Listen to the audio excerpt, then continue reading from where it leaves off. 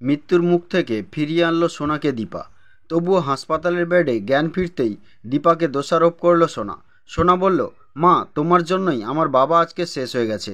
আমার বাবা এ দুনিয়াতে নেই। তুমি যদি আমাদের সঙ্গে এরকম ব্যবহার না করতে তাহলে আমি আমার বাবাকে নিয়ে বাইরে যেতাম না, তাহলে এই দিন দেখতে হতো না। তোমার জন্যই আমার বাবা শেষ হয়েছে। হ্যাঁ বন্ধুরা, অনুরাগের ছোঁয়ার আজকের পর্বে আমরা এরকমটাই দেখতে পাবো।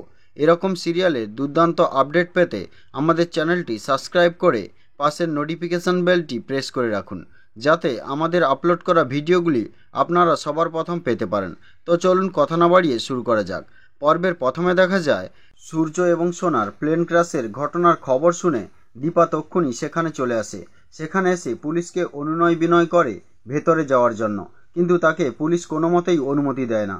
কারণ ওখানে অনেক যাত্রী ছিল, সবার পরিবারকে ভিতরে যেতে দিলে উদ্ধার কার্যের সমস্যা হবে, তাই দীপা ভিতরে যেতে পারে না।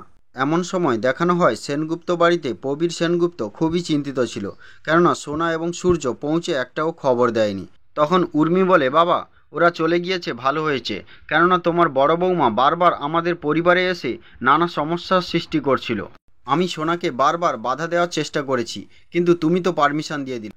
অনুমতি না দিয়ে আর কি উপায় ছিল? তোমরা কি কখনো আমার কথা শুনে চলো? এই বলে প্রবীর সেনগুপ্ত এরপর বলে, বাদ দাও ওইসব কথা, একটু খবরের চ্যানেলটা দাও, আমি খবরটা দেখি। এই বলে সে সোফায় বসে পড়ে। উর্মি খবরের চ্যানেলটাই দিতে যাবে, এমন সময় দীপ ওখানে চলে আসে। উর্মির হাত থেকে তৎক্ষণাৎ রিমোটটা ছাড়িয়ে নেয় এবং বলে, আমি খেলা দেখব, দাদুভাইকে ঘরে নিয়ে যাও। তখন জয় বলে, দীপ তুই এসব কি করছিস? দাদুভাই খবর দেখবে বলছে, তোর খেলাটা পরে দেখা যায় না? তখন দীপ কোনো মতেই কথা শোনে না, সে বলে, না না আমি খেলা দেখব। তখন উর্মি জোর করে খবরের চ্যানেলে দিয়ে দেয়। খবরের চ্যানেলে দেওয়া মাত্রই প্লেন দুর্ঘটনার খবরটা প্রথম চলে। এটা দেখে প্রবীর সেনগুপ্ত অসুস্থ হয়ে পড়ে। তারপর সেনগুপ্ত বাড়ির সবাই হাসপাতালে গিয়ে দেখে ততক্ষণে দীপা সোনাকে উদ্ধার করে নিয়ে এসে হাসপাতালে ভর্তি করেছিল। এরপর সোনার জ্ঞান ফেরে। সোনার জ্ঞান ফিরলে সে দীপাকে ডেকে পাঠায়। তখন রাই এসে দীপাকে বলে, মা তোমাকে সোনা ডাকছে, তুমি চলো। তখন দীপা গিয়ে সোনার কাছে বসলে সোনা তখন দীপাকে বলে, মা তুমি আমার বাবাকে মেরে ফেললে। আমার বাবা আমার প্রাণ ছিল, বাবা ছাড়া আমার কেউ ছিল না। তুমি আমার বাবাকে আমার কাছ থেকে দূরে করে দিলে। সেনগুপ্ত বাড়ির সবাই দীপার মুখের দিকে তাকিয়েছিল। দীপা কি বলবে ভেবে পাচ্ছিল না, কেননা নিজের মেয়েই নিজেকে এভাবে দোষারোপ করছে।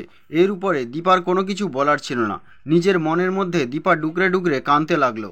তো বন্ধুরা, আজকের পর্ব এই পর্যন্ত। আবার দেখা হবে পরবর্তী পর্বে।